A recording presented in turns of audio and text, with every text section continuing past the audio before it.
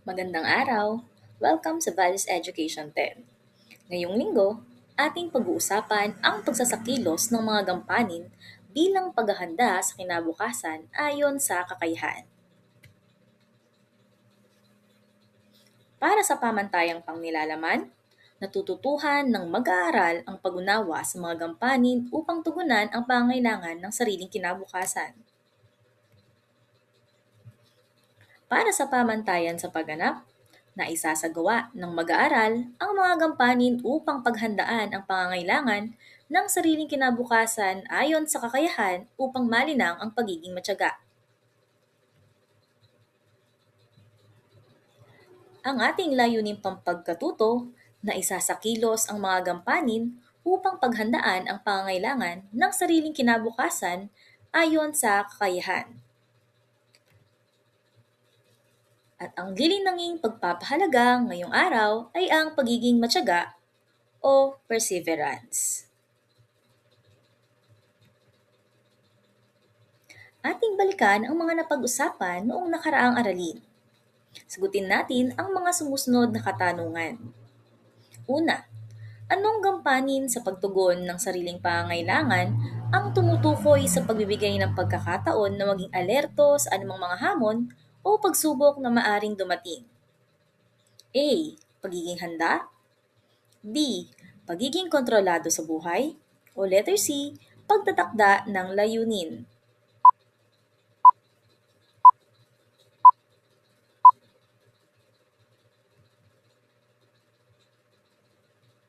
Ikalawa, ito ay nagpapahintulot sa isang tao na magkaroon ng disiplina, direksyon, at kakayahang harapin ang mga hamon ng may mahusay na pamamahala sa emosyon. A. Pagiging handa.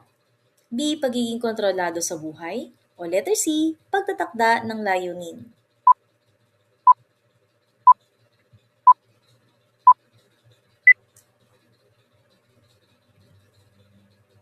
Ikatlong katanungan. Ito ay tumutukoy sa pagbibigay daan sa malinaw na hinaharap na naaayon sa iyong mga pangangailangan. A. Pagiging handa. B. Pagiging kontrolado sa buhay. O C. Pagtatakda ng layunin.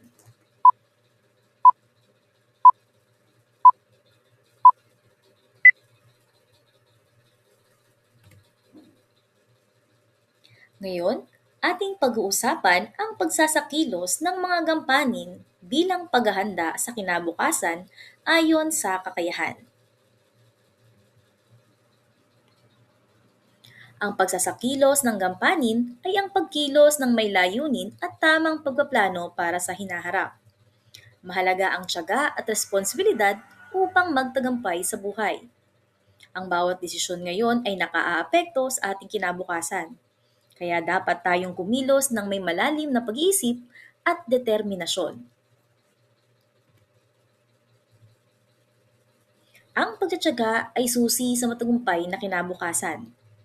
Ang pagtsatsaga ay tumutulong sa atin na maabot ang ating mga pangarap sa kabila ng mga hamon at pagsubok. Mayroon tayong 7 hakbang sa pagsasakilos ng mga gampanin. Una, pagbuo ng budget. Ang pagbuo ng budget ay ang maingat na paglalaan ng mga gastusin ayon sa kita at pangangailangan.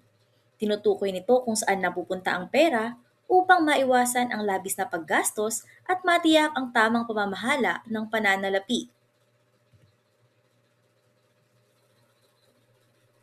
Maglaan ng bahagi ng iyong kita para sa mga pangunahing pangangailangan tulad ng pagkain, tirahan, at transportasyon. Isama rin ang pondo para sa pagbabayad ng utang, pag-iipon, at mga discretionary na gastusin.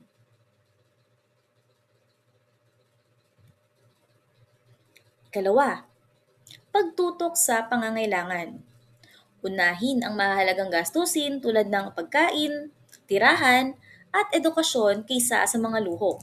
Ang tamang pagprioridad ay nagbibigay ng katatagan sa pamilya at tumutulong sa pagkamit ng mga layunin sa hinaharap. Ikatlo, pagbabayad ng utang. Mahalaga ang agarang pagbabayad ng utang upang maiwasan ang mga problema sa pananalapi. Ang pagpapalaki ng utang ay nagdudulot ng stress at hadlang sa pagkamit ng mga pangarap. Unahin ang pagbabayad para sa mas maluwag na kinabukasan. Pang-apat ay ang pag-iipon. Itabi ang isang bahagi ng iyong kita para sa emergency fund upang may pondo ka sa mga di inaasahang pangyayari tulad ng pagkakaroon ng karamdaman o kawalan ng trabaho. Panglima, pamumuhunan. Palaguin ang pera sa pamamagitan ng maingat na pamumuhunan. Piliin ang mga ligtas at mapagkakatiwalaang paraan upang mapalakas ang iyong pinansyal na kalagayan.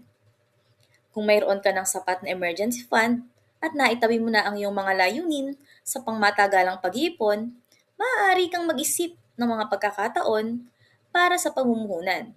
Subukan ng iba't ibang mga uri ng pamumuhunan tulad ng stocks, mutual funds, o real estate depende sa iyong kakayahan, sa panganib, at sa mga layunin sa pangmatagalang pag-iimpo.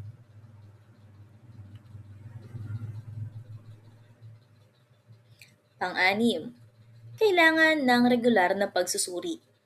Suriin ang plano at baguhin kung kinakailangan. Tiyakin na ang iyong planong pinansyal o financial plan ay sumasalamin sa iyong kasalukuyang sitwasyon at mga pangarap sa hinaharap.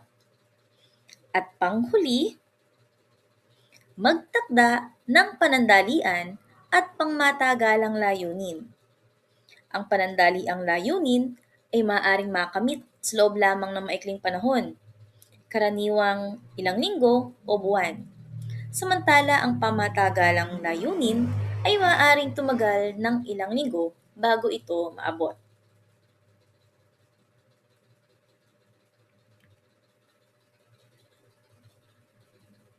Para sa ating gawain, kailangan nating gumawa ng isang personal na alkansya. Para sa mga kakailanganing materyales, maaring mga recycled container o lalagyan. At syempre, art materials upang mapaganda ang ating gagawing alkansya. Gamit ang mga naresiklong bagay, gagawa kayo ng sariling alkansya. Maaring maging masining sa paggawa.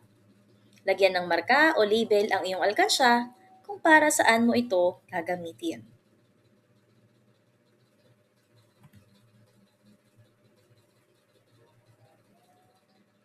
Yun lamang, kita tayo sa susunod na aralin.